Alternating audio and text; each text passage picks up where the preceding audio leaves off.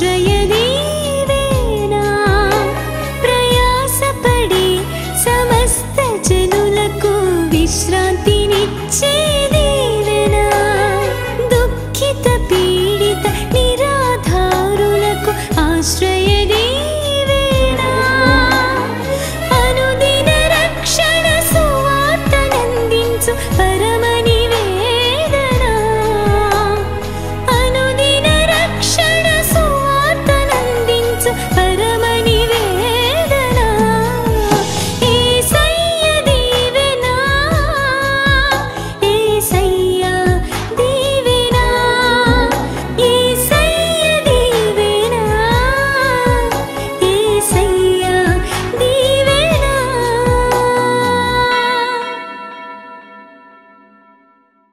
ప్రతి ఒక్కరు చేయాలి పని. దేవుని దగ్గర నుండి ఆశీర్వాదాలు పొందుతా, ప్రభు నాకు అది కావాలి, ఇది కావాలి, ఇది కావాలి, అది కావాలి అన్నీ అడిగి అన్నీ తీసేసుకుని ఫ్రీగా పొందేసుకుని వెళ్ళిపోయి నీ బతికేదో నువ్వు బతికేస్తా, నేను బాగున్నానులే, నా కుటుంబం బాగుంది. స్వార్థపూరితమైన జీవితం అది. క్రైస్తవ విశ్వాసంలో మనం ఎప్పుడు కూడా స్వార్థపరులుగా ఉండకూడదు. ప్రభు మన కొరకు ప్రాణం పెట్టాడు, ప్రభు కొరకు మనం ఏదో ఒకటి చెయ్యాలి. స్తోత్రం చెప్పండి. అందుకు ప్రభు ఈరోజు నిన్ను కూడా పిలుస్తున్నాడు. తల్లి, చెల్లి, తమ్ముడు, అన్న, అక్క, నిన్ను కూడా పిలుస్తున్నాడు ప్రభు. నిన్ను కూడా వాడుకోవాలనుకుంటున్నాడు. నీ ద్వారా కూడా ఆయన మహిమ పొందాలనుకుంటున్నాడు. నీ ద్వారా కూడా ఆయన సేవ జరిగించుకోవాలనుకుంటున్నాడు. నిన్ను కూడా ఈ కడవరి దినాల్లో ఒక సాక్షిగా నిలబెట్టుకోవాలనుకుంటున్నాడు. నీ ఉద్యోగం ద్వారా, నీ వ్యాపారం ద్వారా ఆయన మహిమపరచబడాలని ఆశపడుతున్నాడు. నమ్మకమైన సాక్షిగా దేవుని మాటకు లోబడి వ్యక్తిగా ఉండాలని ప్రభు కోరుకుంటున్నాడు. స్తోత్రం చెప్పండి, హల్లెలూయా. చెప్పండి, హల్లెలూయా. కనుక దేవుని మాట ప్రకారం చేసిన ఈ ఫిలిప్పుకు ఏమొచ్చిందో తెలుసా? ఆశీర్వాదం. పరిగెత్తడం స్టార్ట్ చేశాడు అంతే. మిగతా పొరగంతా పరిశుద్ధాత్ముడు ఏం చేశాడు? స్తోత్రం చెప్పండి. ఆయనకు ఆరంభమే తెలుసు, ముగింపు తెలియదు. ముగింపు ఎవరిచ్చారు? పరిశుద్ధాత్ముడు ఇచ్చాడు. వెంటనే 129 కిలోమీటర్లు వేగంగా వెళ్ళిపోయాడు. దేవునికి స్తోత్ర. అంత మాత్రమే కాదండి, ఒక అద్భుతం ఏంటంటే ఆ మంత్రి గారి రథంలో ప్రక్కన కూర్చునే అవకాశాన్ని దేవుడు ఫిలిప్పుకి ఇచ్చాడు. స్తోత్రం చెప్పండి. సువార్త చేసేవాళ్ళు పరిస్థితులు ఎలాగుంటాయంటే కొన్నిసార్లు దేవుడు నడిపిస్తాడు, కొన్నిసార్లు దేవుడు రథం మీద కూర్చోబెడతాడు. స్తోత్రం చెప్పండి.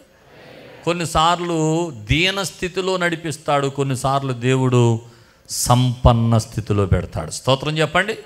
పౌలు అదే అంటాడు, దీన స్థితి నేను ఎరుగుదును, సంపన్న స్థితి కూడా నాకు తెలుసు. అవును సువార్థికులకు, దేవుని సేవకులకు కొన్నిసార్లు కరువులు, కష్టాలు, ఇరుకులు, ఇబ్బందులు కూడా నడిపిస్తాడు. కొన్నిసార్లు దేవుడు ఆ కష్టాన్ని చూచి ఆశీర్వదించి గొప్ప స్థితిని కూడా దేవుడిస్తాడు. స్తోత్రం కలుగునుగాక. చెప్పండి, హల్లెలూయా. కాబట్టి మాట వింటే, ఆయన మాట ప్రకారం చేస్తే, ఆయన ఆలోచనిస్తున్నప్పుడు, ఆయన నీతో మాట్లాడుతున్నప్పుడు, ఆయన దర్శనం ఇస్తున్నప్పుడు, మీలో కొందరు దర్శనాలు చూసిన వారు కూడా ఉన్నారు. ప్రభు నాతో మాట్లాడుతున్నాడు ఈ మాట. మీలో కొందరు దర్శనాలు చూసిన వారు కూడా ఉన్నారు. సేవ చేయాలన్న దర్శనాలు చూసిన వారు కూడా ఉన్నారు. మనకెందుకులే అని చల్లార్చుకుని కూర్చున్నారు. ఈరోజు ప్రభు మీతో మాట్లాడుతున్నాడు. ఆయన పని కొరకు మిమ్మల్ని ప్రేరేపిస్తున్నాడు. స్తోత్రం కలుగునుగాక. చెప్పండి, హల్లెలూయా. నిన్నటి దినాన్ని 23 మందికి మరలా మన బైబిల్ కాలేజీలో గ్రాడ్యుయేషన్ ఇచ్చాం. నిన్న 23 మంది ట్రైనింగ్ పూర్తి చేసుకుని పట్టభద్రులై తిరిగి వెళ్ళారు. చప్పటగొట్టి ప్రభుని కనపరచండి. ఇప్పటికి 460 మంది చిల్లరు, 12 సంవత్సరాలుగా 460 మందికి మన బైబిల్ తర్పిదిచ్చి సేవకులుగా మన సంఘం నుండి పంపించగలిగాం. స్తోత్రం చెప్పండి. ఇంకా ప్రోత్సహిస్తున్నాను. మన సంఘం నుండి లేవాలి సేవకులు, మన సంఘం నుండి లేవాలి. ఇంకా అనేక మంది సేవ చేయాలి, దేవుని కొరకు బ్రతకాలి, దేవుని కొరకు జీవించాలని దేవుని సేవకునిగా మనవి చేస్తున్నాను. స్తోత్రం కలుగునుగాక. చెప్పండి, హల్లెలూయా. 5 మాటలు చెప్పండి. 1 నమ్మకమైన పనివాడు, 2వది ఆత్మతో నిండుకున్నవాడు, 3వది జ్ఞానముతో నిండుకున్నవాడు, 4వది మంచి పేరు పొందినవాడు, 5వది దేవుని మాట ప్రకారం సేవ చేసినవాడు. స్తోత్రం చెప్పండి, హల్లెలూయా. 6వ మాట ఆత్మీయ నాయకులను విడువనివాడు. చెప్పండి, ఆత్మీయ నాయకులను విడువనివాడు. అపోస్తలుల గారి 8వ అధ్యాయం 14 నుండి 17 వచనాలు. ఫిలిప్పు ద్వారా సమరయలో అనేకులు దేవుని వాక్యమును అంగీకరిస్తున్నారని తెలుసుకొని పేతురు యోహానులు కూడా వారి దగ్గరికి వచ్చారట. స్తోత్రం చెప్పండి హల్లెలూయా. వారి దగ్గరకు రాగానే పేతురు యోహానులను చేరదీసి వారిని ఆహ్వానించి ఆ పరిచర్యలో వారిని కూడా వాడుకున్నాడు, నిలవబెట్టాడు ఫిలిప్పు. స్తోత్రం చెప్పండి. ఎందుకు గౌరవించాడు పేతురు యోహానుల్ని? ఎందుకు గౌరవించాడు ఫిలిప్పు? ఎందుకు చేర్చుకున్నాడు? ఆ పరిచర్యలు ఎందుకు స్థానం ఇచ్చాడు అంటే ఒకటే, అసలు నేను ఎక్కడి నుండి వచ్చాను? పేతురు యోహానుల దగ్గర ఆ మందిరంలో వాక్యం చెప్తున్నప్పుడు నేను కింద కూర్చున్న దేవుని వాక్యాన్ని విన్నాను. వాళ్ళిద్దరు ఎవరు? నా ఆత్మీయ నాయకులు. చెప్పండి, ఎవరు వాళ్ళిద్దరు? నన్ను పెంచిన వారు, నాకు వాక్యం బోధించిన వారు, నా కొరకు ప్రార్థించిన వారు, నా ఆత్మీయ నాయకులు నన్ను ఇదిగో సేవకు ప్రోత్సహించి పంపించారు. మరలా నా ద్వారా ఇక్కడ సేవ జరుగుతుందని తెలుసుకొని వారు పరామర్శించడానికి వచ్చారు. నా నాయకులు ఎప్పటికీ నాకు నాయకులే, వారిని గౌరవించాలని ఆత్మీయ నాయకులను చేర్చుకొని వారి పరిచర్యలో వారికి అక్కడ ఒక స్థానాన్ని కల్పించాడు. స్తోత్రం కలుగునుగాక. ఓ మాట చెప్తాను, కొంతమందికి దేవుడు కొన్ని తలాంతులు ఇస్తాడు. వాక్యం చెప్పే తలాంతులు ఇస్తాడు, సేవ చేసే తలాంతులు ఇస్తాడు. కొంతమంది సంఘంలో ఉండి ఎంత బాగా వాడబడతారో తెలుసా? దైవజనుని కంటే ఎక్కువ వాడబడతారు. స్తోత్రం చెప్పండి. అలాంటి వాళ్ళని బట్టి స్తోత్రం చెప్పండి. మన సంఘం కావచ్చు, ఇతర సంఘాల్లో కావచ్చు, కొంతమంది దేవుడు కొన్నిసార్లు సేవకునికి ఇవ్వనంత జ్ఞానాన్ని విశ్వాసులకు ఇస్తాడు. స్తోత్రం చెప్పండి. నేను మాట చెప్తాను, నిజంగా మేము మా ప్రసంగాలే సిద్ధపడతాం. నేనైతే నేను చేసే ప్రసంగాలు నేనే సిద్ధపడతాను. ఇంకెవరితో వినే అవకాశం ఉండదు, టైము ఉండదు, వినటానికి సమయం కుదరదు. విశ్వాసులు అలా కాదు. 20 మంది ప్రసంగికుల ప్రసంగాలు మీ నోట్సుల్లో ఉంటాయి కదా. బాగా ఘనంగా వాడబడుతున్న సేవకులు, వాక్యం చెప్పే సేవకులు జైపాల్ అయ్య గారని, సతీష్ కుమార్ అయ్య గారని, జాన్ వెస్లీ గారని, సామ్యూల్ కర్మోజీ గారని, హోసన్న జాన్ వెస్లీ గారని, అబ్రహాం అయ్య గారని, ఇంకా కొందరు ప్రసంగాలు మీరు టీవీల్లో చూస్తా, యూట్యూబ్లో చూస్తా, ఇంకా కొత్తగా వస్తున్న అనేక మంది స్పీకర్స్ ప్రసంగాలు అన్నీ రాసేసుకుంటారు. ఇప్పుడు మీ దగ్గర ఎక్కువ ప్రసంగాలు ఉంటాయా, నా దగ్గర ఎక్కువ ప్రసంగాలు ఉంటాయా? చెప్పండి అమ్మా. మీ దగ్గర 20 ఉంటే నేను ఒకటే సిద్ధపడతాను, నా దగ్గర ఒకటే ఉంటుంది. ప్రసంగికుడు అనే తలాంతు కూడా దేవుడు అందరికీ ఇవ్వడు, కొంతమందికి ఇస్తాడు. స్తోత్రం చెప్పడం సరి గట్టిగా. అలాంటి కొన్ని సంఘాల్లో దైవజనుడు ఎక్కువగా మాట్లాడలేని పరిస్థితిలో వారికంటే ఎక్కువ జ్ఞానవంతులైన విశ్వాసుల కింద ఉంటారు. ఒక్కోసారి పాస్టర్ గారు ప్రోత్సహిస్తాను, నువ్వు రామ్మ, నువ్వు వాక్యం చెప్పు, నువ్వు బాగా చెప్తున్నాగా చెప్పు అంటాడు. మంచిది, అలాంటిది ఉపయోగించుకోవాలి. వాక్యం చెప్పాలి, బోధించాలి. నీకు ఒక స్థానం దేవుడిస్తాడు, స్థానానికి వెళ్ళాలి. కానీ ఎంత పెద్ద స్థానానికి వెళ్ళినా ఆత్మీయ నాయకులను మాత్రం మర్చిపోకూడదు. స్తోత్రం చెప్పండి. ఎంత గొప్ప స్థితికి వెళ్ళినా నేను ఈరోజు ఈ స్థితిలో ఉన్నానంటే దానికి పునాదేసింది ఎవరు? అరే, ఈరోజు నేను ఇంతమంది సమరయలో సువార్త ప్రకటించి ఆత్మను రక్షిస్తున్నానంటే నేను ఏ మందిరంలో కూర్చుని వాక్యం విన్నానో ఆ పాస్టర్ గారులు, పేతురు యోహానులు, వాళ్ళు నా దగ్గరకు వచ్చారు. వారు నాకు తండ్రులు లాంటి వాళ్ళు, వాళ్ళు నాకు గురువులు, వారు నాకు ఆధ్యాత్మికంగా పాఠాలు నేర్పిన నాయకులు. వారిని మర్చిపోకూడదు. కనుక మీకు కూడా చెప్పేది ఏంటంటే ఆత్మీయ నాయకులకు ఇవ్వాల్సిన స్థానాన్ని వారికి ఖచ్చితంగా ఇవ్వాలి. స్తోత్రం చెప్పండి. మీరు సువార్తలో మారిపోయి పెద్ద సువార్తికుడిగా మారిపోయి పెద్ద పాస్టర్గా అయిపోండి. ఎంత పెద్ద స్థితికి వెళ్ళినా మీ కొరకు ప్రార్థించిన, మీ కొరకు ప్రోత్సహించిన, మీకు వాక్యములో నడిపించిన, మిమ్మల్ని ప్రార్థనలో నడిపించిన ఒక ఆత్మీయ నాయకులని వాళ్ళు మీకు ఖచ్చితంగా ఉంటారు. ఎక్కడికి వెళ్ళినా వారిని మాత్రం జ్ఞాపకం చేసుకోవాలి. స్తోత్రం చెప్పండి. హల్లెలూయా.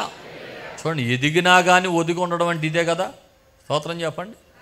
ఫిలిప్పు ఒక స్థాయికి వచ్చేసినా కానీ వారు ఆత్మీయ నాయకులకి ఇవ్వాల్సిన స్థానానికి వాళ్ళకి మాత్రం ఇచ్చేస్తున్నాడు. అలాగే ఉండాలి మన ఆధ్యాత్మిక జీవితంలో.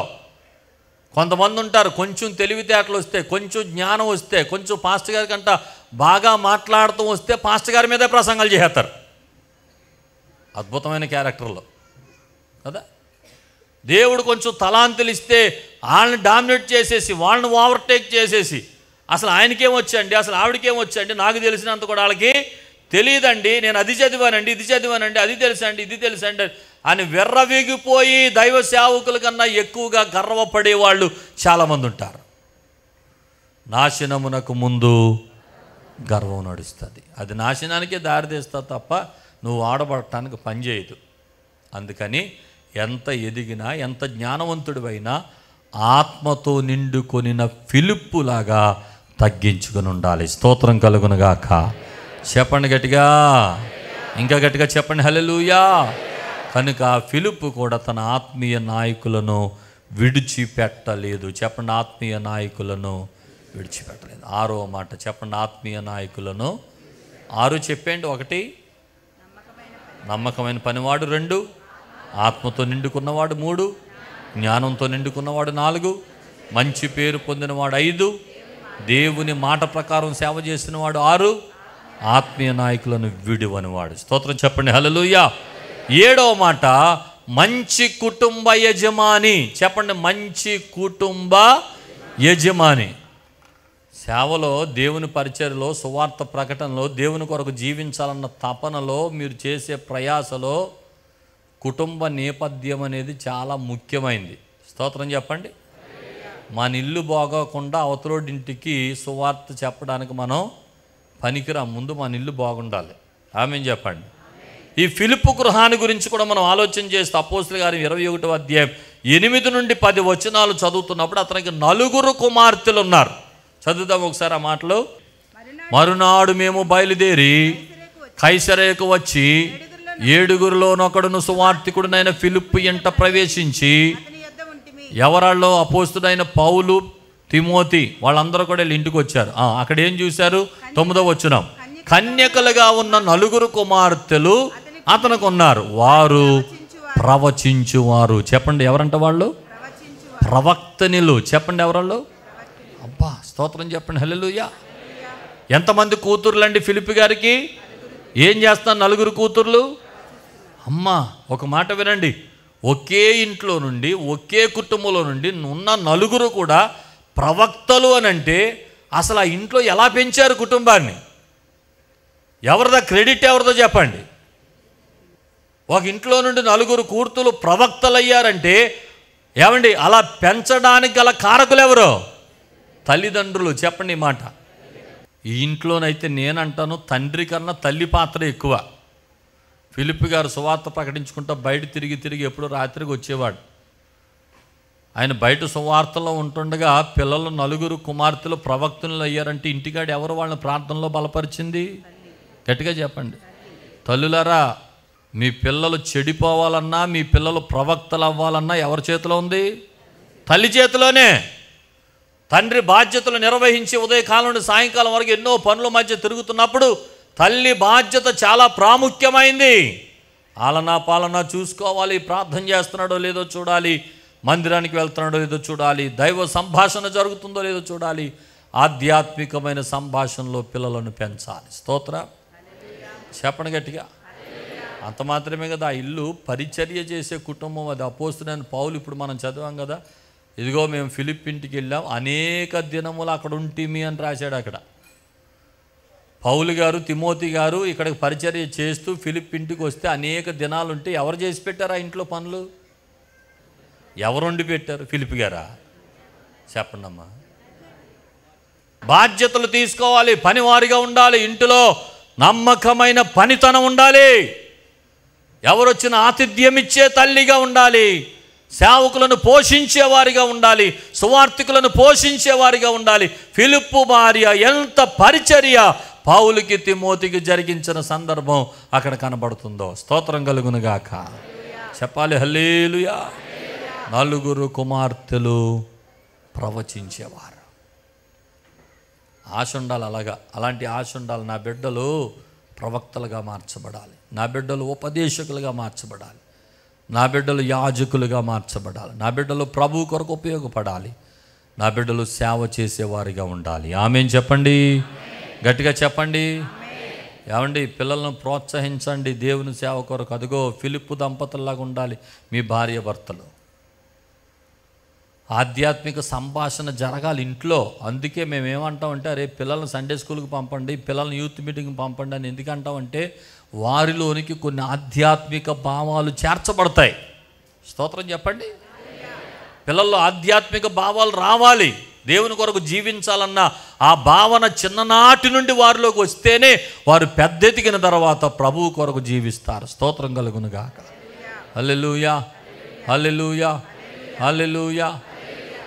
ఈ మధ్య కాలంలో నా కుమార్తె ఎల్సీతో మాట్లాడుతున్నప్పుడు నాకు చాలా సంతోషం కలుగుతుంది. అప్పుడప్పుడు సంవత్సర కాలం అవుతుంది తను బైబిల్ కాలేజీకి వెళ్ళి. ఈ మధ్యలో ఎప్పుడు మాట్లాడిన, డాడీ ఈరోజు పలానా దేశం నుండి మా కాలేజీకి ఒక స్పీకర్ వచ్చారు డాడీ, అసలు ఎంత అనాయింటింగ్ డాడీ, ఎంత చక్కగా మాట్లాడుతున్నారు డాడీ, ఎన్ని గొప్ప విషయాలు చెప్పారు డాడీ అని ఒక్కొక్క స్పీకర్ గురించి వారు చెప్పిన మెసేజ్ల గురించి నాతో పంచుకుంటున్నప్పుడు ఓన్లీ నా కుమార్తెలోకి ఆధ్యాత్మిక భావాలు మొదలయ్యాయి. దేవుడు బలపరుస్తున్నాడు, ఆ బిడ్డ గొప్ప ప్రవక్తనగా వాడబడుతుందన్న నమ్మకం, ధైర్యం దేవుడు నాకు అనుగ్రహిస్తున్నాడు. స్తోత్రం కలుగునుగాక. చెప్పండి హల్లెలూయా. నాకు అదే కోరిక, వేరే కోరిక ఏం లేదు. నా పిల్లలిద్దరూ పెద్ద చదువులు చదివేసి డాక్టర్లు అయిపోయి ఇంజనీర్లు అయిపోయి ఏదో సాధించేయాలి అని ఎప్పుడూ కోరుకోలేదు. చిన్నప్పటి నుండి ఒకటే ఆశ, నా పిల్లలు నాకన్నా గొప్ప పరిచర్య చేయాలి. ప్రార్థన చేయండి మీరు కూడా అలాగా. దేవునికి స్తోత్రం. ఎందుకు ఈ మాట చెప్తున్నానంటే ప్రతి తల్లి తండ్రి వారి బిడ్డల కోసం ఆధ్యాత్మికంగా ఆలోచన మాత్రం విడిచిపెట్టకండి. ఆలోచించండి ఆధ్యాత్మికంగా. నా పిల్లల్ని ఎలా పెంచాలి, నా పిల్లలు ప్రవక్తలు అవ్వాలి, నా పిల్లలు యాజకులు అవ్వాలి, నా పిల్లలు సేవ చేయాలి, నా పిల్లలు అలా వాడబడాలి, ఇలా వాడబడాలి. దేశానికి గొప్ప సాధనాలుగా నా కుమార్తె ప్రవచించు కుమార్తెగా, నా కుమారుడు ప్రవచించే కుమారుడిగా, ప్రవక్తలుగా జీవించాలి లోకం కొరకని ప్రార్థించండి. దేవుడు ఆ రీతిగా మీ బిడ్డలను వాడుకుంటాడు. స్తోత్రం కలుగునుగాక. మంచి కుటుంబ యజమానుడు. చెప్పండి మంచి కుటుంబ, కొంచెం గట్టిగా చెప్పండి ఆమేన్. చెప్పండి ఆమేన్. యెహోషువ అంటాడు, మీరు ఏం చేస్తారో నాకు తెలీదు, నేనును నా ఇంటి వారును యెహోవాను సేవిస్తాం. ఆమేన్. చెప్పండి ఆమేన్. రైట్. 7 మాటలు చెప్పేశాను. చెప్పండి. 1వ మాట నమ్మకమైన పనివాడు, 2వ మాట ఆత్మతో నిండుకున్నవాడు, 3వ మాట జ్ఞానముతో నిండుకున్నవాడు, 4వ మాట మంచి పేరు పొందినవాడు, 5వ మాట దేవుని మాట ప్రకారం జీవించినవాడు, 6వ మాట ఆత్మీయ నాయకులను విడిచిపెట్టనివాడు, 7వ మాట మంచి కుటుంబ యజమానుడు. ఆమేన్. చెప్పండి ఆమేన్. ఇక 8వ మాట చివరి మాటకు వస్తే ఐక్యతతో సేవ చేసినవాడు. చెప్పండి ఈ మాట కొంచెం గట్టిగా చెప్పండి. దీనికి ఒక మంచి ఉదాహరణ మీకు జ్ఞాపకం చేస్తాను. ఇందాక 6వ మాటలో మనం చెప్పుకున్నాం కదా, ఆత్మీయ నాయకులను విడిచిపెట్టలేదని. ఒకసారి పరిచర్యలోకి పేతురు యోహాను వస్తే వాళ్ళతో కలిసి పరిచర్య చేశాడు. ఆ పేతురు యోహానులు ఎవరు? ఫిలిప్పు కన్నా సీనియర్స్. చెప్పండి ఫిలిప్పు కన్నా, కొంచెం గట్టిగానండి, సీనియర్స్ అనండి ఒకసారి గట్టిగా. ఎవరికన్నా సీనియర్స్? ఫిలిప్పు కన్నా సీనియర్స్. ఫిలిప్పుకు గురువులు, ఫిలిప్పును నడిపించిన వాళ్ళు, ఫిలిప్పుకు ఆధ్యాత్మిక నాయకులు. వారితో కూడా కలిసి పరిచర్య చేశాడు. అంత మాత్రమే కాదు, 8వ అధ్యాయంలో సూచక్రియలు మహత్కార్యాలు అనేకులను రక్షిస్తున్న ఈ ఫిలిప్పు చరిత్ర అంతా అపోస్తలుల గారు 8వ అధ్యాయంలో రాసుంటే 9వ అధ్యాయంలో సౌలును పౌలుగా మార్చిన అద్భుత కార్యం 9వ అధ్యాయం అపోస్తలుల కార్యంలో ఉంటుంది. అవునా కదండి? అక్కడే దమస్కో గేటు దగ్గర పడిపోయాడు. సౌలును దేవుడు పౌలుగా మార్చాడు. అక్కడి నుండే పౌలుగా సువార్థికుడిగా, సేవకుడిగా, అపోస్తలుడిగా మార్చబడ్డాడు. స్తోత్రం చెప్పండి. ఇప్పుడు చెప్పండి, పౌలు ముందు రక్షించబడ్డాడా, ఫిలిప్పు ముందు రక్షించబడ్డాడా? గట్టిగా చెప్పండి. ఫిలిప్పే. 8వ అధ్యాయానికే మహత్కార్యాలు సూచక్రియలు చేసి వందలాది మందిని రక్షించేశాడు ఈ యొక్క ఫిలిప్పు. సౌలు పౌలుగా మారింది 9వ అధ్యాయంలో. అంటే ఫిలిప్పు ముందా, పౌలు ముందా? ఇప్పుడు ఫిలిప్పుకి జూనియరా, సీనియరా పౌలు? ఇదే జూనియర్. ఇందాక చదువుకున్న మాటలు 8వ అధ్యాయం. మరునాడు మేము బయలుదేరి ఏడుగురిలోనొకడు సువార్థికుడునైన ఫిలిప్పు ఎంట ప్రవేశించి ఉంటిమి. అతను గుండిరి ప్రవచించువారు. మేము అనేక దినములు అక్కడ ఉండగా. స్తోత్రం చెప్పడం ఒకసారి గట్టిగా. ఇప్పుడు ఈ పౌలు, రక్షణ పొందిన పౌలు, ఫిలిప్పు ముందే రక్షించబడిన పౌలు, ఫిలిప్పు ముందే సేవకు వచ్చిన పౌలు, ఫిలిప్పు ముందే సువార్థికుడిగా, అపోస్తులుగా మార్చబడిన పౌలు, ఫిలిప్పు కన్నా జూనియర్గా ఉన్న పౌలు ఈ ఫిలిప్ ఇంటికి వస్తే పౌలును కూడా చేరదీశాడు. స్తోత్రం చెప్పడం సరి గట్టిగా. ఇందాక సీనియర్స్తో కలిసి పనిచేశాడు, ఇప్పుడు గట్టిగా జూనియర్స్తో కలిసి పనిచేస్తున్నాడు. స్తోత్రం చెప్పండి. ఆధ్యాత్మిక ఆలోచనలు ఉన్నవాళ్ళు ఎప్పుడు కూడా ఇలా ఉండాలి. సీనియర్స్ వస్తే గౌరవించాలి, జూనియర్స్ వస్తే ప్రోత్సహించాలి. ఆమేన్ చెప్పండి. నీకన్నా సీనియర్ అయితే గౌరవించాలి, నీకన్నా జూనియర్ అయితే ప్రోత్సహించాలి. అలా వెళ్ళిపోవాలి దేవుని సేవలో. స్తోత్రం చెప్పండి, గట్టిగా చెప్పండి. సేవే కాదు, ఆధ్యాత్మిక స్థితిలో కూడా, ఒక విశ్వాస జీవితంలో కూడా నేచర్ ఉండాలి మనకి. చాలామంది అలా ఉండరు. సంఘంలో కూడా ఎంత భేదాలు చూపిస్తారంటే, మన్నా చర్చికి నేను 30 సంవత్సరాల నుండి విశ్వాసిని, ఆడు నిన్నగాక మొన్న వచ్చి ఏంటి అయ్యగారి దగ్గర రెచ్చిపోతున్నాడు అని ఒక డేగ కన్ను వేసే విశ్వాసులు కూడా ఉంటారు కొంతమంది మీద కదా. లేకపోతే వాళ్ళ మీద డైలాగులు వేసేస్తారు, ఏంటి ఈ మధ్య బాగా ఊహు పరిగెడుతున్నావు, పరిగెత్తు, మేమేలాగే పరిగెత్తాం, వాళ్ళ వెనకాల మేమేలాగే చేసాం అని సైడ్ మాటలు, విపరీతమైన డైలాగులు వేసి విశ్వాసులను కించపరిచే కొంతమంది సంఘాల్లో కనపడుతూ ఉంటారు. కొంతమంది అసలు ప్రోత్సహించరండి. కొంచెం సీనియర్ గాయకులు అనుకో, కొత్తగా ఎవరైనా సింగర్గా బయటకు వస్తే వాళ్ళకి అవకాశాలు ఎవరో, వాళ్ళు రానవరు, వీడు ఎక్కడ నన్ను తన్నుకుంటా వెళ్ళిపోతాడా, ఎక్కడ సీనియర్ అయిపోతాడా అని తొక్కుతూ ఉంటారు. ఇది బయట రంగాల్లో జరిగేది, దేవుని పనిలో అలా జరగకూడదు. స్తోత్రం చెప్పండి. నువ్వు సీనియర్వా జూనియర్వా కాదు, దేవుని సేవకుడివేనా ఆ మాట. దేవునికి స్తోత్రం చెప్పండి. దేవుని మహాకృపను బట్టి దేవుడు ఎందుకు పెట్టాడో కానీ నాకు ఒక మనసు పెట్టాడు. పరిచర్యకు వచ్చిన తొలి రోజుల నుండి నా వెనకాల ఉన్న వాళ్ళందరినీ నాతో పాటు లాక్కిరావటం. స్తోత్రం చెప్పండి. నాకన్నా చిన్న వాళ్ళందరినీ ముందుకు తోయటం. స్తోత్రం చెప్పండి. ఎంతోమందిని తోసాం, వాళ్ళు పెద్దోళ్ళు అయ్యారు. దేవునికి స్తోత్రం చెప్పండి.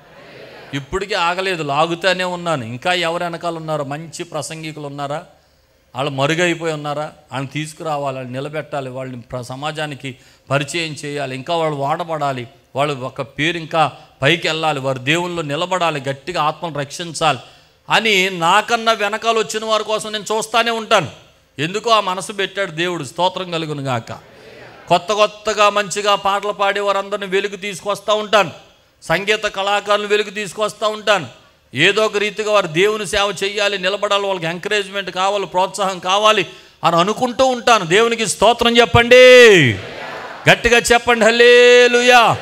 అందరికీ ఆ మనసే ఉండాలి. నేను బాగా ప్రసంగం చేయగలను, కానీ నాకన్నా బాగా ప్రసంగం చేసేవాళ్ళు వస్తే వాళ్ళకి ప్లేస్ ఇచ్చేస్తాను. మీరు చేయండి, మిమ్మల్ని దేవుడు ఇంకా బాగా వాడుకుంటున్నాడు. నాకన్నా ఎక్కువ గొప్ప కార్యాలు జరుగుతాయేమో, మీరు నిలబడండి, ఉండాలి. ఒకటే గుర్తుపెట్టుకోండి, ఫుట్బాల్ కోర్టులో 11 మంది ఉంటారు ఆట ఆడేవాళ్ళు. ఎవడు తన్నాడు అన్నది ముఖ్యం కాదు. చెప్పండి, గోల్ పడిందా లేదా అన్నది ముఖ్యం. స్తోత్రం చెప్పండి, గట్టిగా చెప్పండి, గట్టిగా చెప్పండి. సేవలో కూడా అంతే. ఏ సేవకుడు నిలబడ్డాడు, ఆ సేవకుడా ఈ సేవడా కాదు, అక్కడ నిలబడిన వాని ద్వారా దేవుని కార్యం జరిగిందా లేదా, కొన్ని ఆత్మలు రక్షించబడ్డారా లేదా, ప్రభు కార్యాలు జరుగుతున్నాయా లేదా, అది చూసుకోవాలి. స్తోత్రం చెప్పండి. కాబట్టి ఈ రోజున సేవలో కూడా, దేవుని పరిచర్లో కూడా ఒకరినొకరు ఏం చేయాలి, ప్రోత్సహించుకోవాలి. చెప్పండి, సీనియర్స్తో కలిసి పనిచేయాలి, గట్టిగా చెప్పండి. నీకన్నా ముందు రక్షించబడిన వారితో కలిసి ఉండాలి, మీ వెనకాల రక్షించబడిన వారితో కూడా కలిసి పనిచేయాలి. కొంతమందికి సువార్త చెప్పి రక్షిస్తారు, రక్షించిన తర్వాత ఏం చేస్తారో తెలుసా, వాళ్ళ చేతుల్లో పెట్టుకుంటారు, వాళ్ళని వాళ్ళ ఇంట్లో పనులు చేయించుకుంటారు, వాళ్ళ వెనకాల బానిసలుగా తిప్పుకుంటారు. వాళ్ళు పైకి రాను, రేయ్ నీకు బాప్తీసం ఇప్పించింది ఎవర్రా, నేనే, వెళ్ళు టమాటాలు పెట్టరా, వీళ్ళు బెండకాయలు పెట్టరా, ఇంట్లో పనులన్నీ చేయించుకుంటారు వాళ్ళు. పొరపాటున నాడు చేతిలో రక్షించబడ్డా అక్కడ అయిపోయినట్టు ఇంట్లో. అలా ఉండకూడదండి. ఇది లోకానుసారమైంది కాదు, ఇది ఆధ్యాత్మికత జీవితం సంబంధించింది. స్తోత్రం కలుగును గాక. ఎప్పటికప్పుడు ప్రోత్సాహమే ఉండాలి. ఆమేన్ చెప్పండి ఒకసారి గట్టిగా. ఎప్పటికప్పుడు అనేకులను ప్రోత్సహిస్తూ నడిపించేదై మన పరిచర్య ఉన్నప్పుడు దాని ఫలాన్ని మనం ఖచ్చితంగా చూడగలుగుతాం. స్తోత్రం చెప్పండి. కాబట్టి ఈ రోజున పరిశుద్ధాత్మ దేవుడు మనతో మాట్లాడుతుండగా, మనం దర్శిస్తుండగా ఆలోచన చేయి. దేవుని పరిచర్య పట్ల ఒక తృష్ణ ఉందా? ఒక ఆశ ఉందా? ఒక ఆలోచన ఉందా? ఒక తీవ్రత ఉందా? ఈ రోజున పరిశుద్ధాత్మ దేవుడు నిన్ను దర్శిస్తున్నాడు. ప్రభువు నీతో మాట్లాడుతున్నాడు. ప్రభువు నిన్ను సంధిస్తున్నాడు. నీ జీవితంలో ఒక మాటను తెలియచేస్తున్నాడు.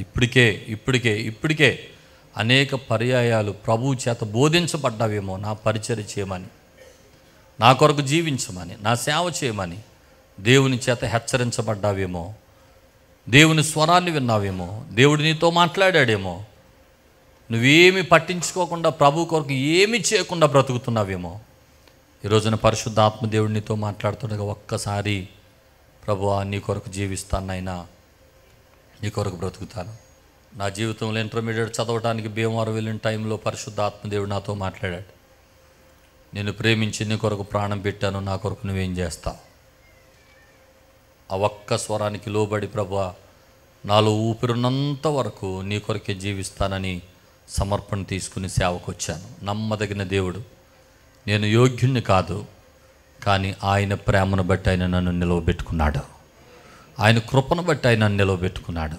ఆయన తన మంచితనాన్ని బట్టి ఏ యోగ్యత లేని నన్ను ఆయన నిలవబెట్టుకున్నాడు. స్తోత్రం కలుగునుగాక. కాబట్టి నన్ను పిలిచిన దేవుడు విడిచిపెట్టలేదు, తండ్రిని పిలిచిన దేవుడు విడిచిపెట్టలేదు. ఈరోజు మిమ్మల్ని కూడా పిలిచి ఎంకరేజ్ చేస్తూ నా పని చేయి, నా కొరకు సాక్షిగా జీవించు అని పిలుస్తున్న ప్రభు మిమ్మల్ని కూడా విడిచిపెట్టడు, మిమ్మల్ని అనాథులను చేయడు, గొప్ప కార్యాలు మీ జీవితంలో జరిగిస్తాడు. కనుక ప్రభు సందులో ప్రభువా నీ కొరకు బ్రతుకుతానైనా నన్ను ఆశీర్వదించండి అని తలలు వంచి కళ్ళు మూసుకొని ఒక ప్రార్థన చేద్దాం. పరమ తండ్రి, లేచి నిలబడిన ప్రతి బిడ్డను మీ చేతులుగా అప్పగిస్తున్నా. వాక్యము నిష్ఫలంగా తిరిగి రాదు అని. ఇదిగో నాయన హృదయాల్లోనికి వెళ్ళి ఫలించి నాయన నీ కొరకు సాక్షులను సిద్ధపరిచింది. నీకు స్తోత్రాలు. లేచి నిలబడిన ప్రతి బిడ్డను మీరు ఆశీర్వదించండి. వారి ఆఫీసుల్లో, వారి వ్యాపారాల్లో, వారి ఉద్యోగాల్లో నీ కొరకు బిడ్డలు జీవించాలనైనా, నీ కొరకు బిడ్డలు జీవించాలి ప్రభు. ఇంకను బలపరచండి, బలమైన కార్యాలు జరిగించండి. వీరిలో నుండి అనేక మంది సేవకులను లేవనెత్తండి, సేవకురాండ్రలను లేవనెత్తండి. ఈ కడవరి దినాల్లో కోత ఎంతో విస్తారం ఉంది, పనివారు కొద్దిమంది ఉన్నారు ప్రభు. ఇంకా పనివారు కావాలని అడుగుతుండగా ఆయన వీరిలో ఉన్న అనేకులను సిద్ధపరచండి. నీ కార్యాలు జరిగించి మీరే మహిమ ఘనత ప్రభావం పొందుకునమని యేసు అతి శ్రేష్టమైన నామమును వేడుకొని ప్రార్థిస్తున్నాము మా పరమ తండ్రి. ఆమేన్, ఆమేన్, ఆమేన్. మా చిరునామా పాస్టర్ ఎం జ్యోతిరాజు, శాంతినగర్, ఏలూరు 534007, పశ్చిమ గోదావరి జిల్లా, Andhra Pradesh. Our address pastor M Jyothiraju, Shantinagar, Eluru 534007, west Godavari district, Andhra Pradesh. మా ఫోన్ నంబర్లు 8007773333 మరియు 800877774444.